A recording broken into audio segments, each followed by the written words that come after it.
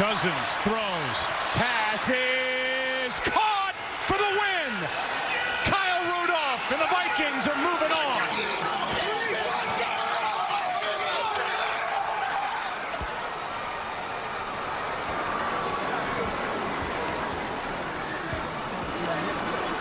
Absolute stunned silence here in New Orleans.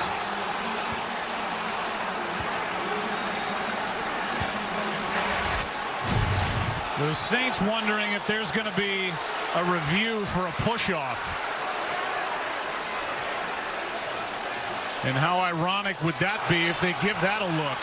Well, he definitely extends the right arm, but from what we've seen throughout the year, you can't imagine that would be overturned. But, Mike, I'm going to defer to you. Thanks. I'll give it back to you, Troy. This is one now that New York will look at. They have to make a decision. They have to make a decision on whether or not, A, there is pass interference, and is it big enough in the replay situation they have with pass interference now to call.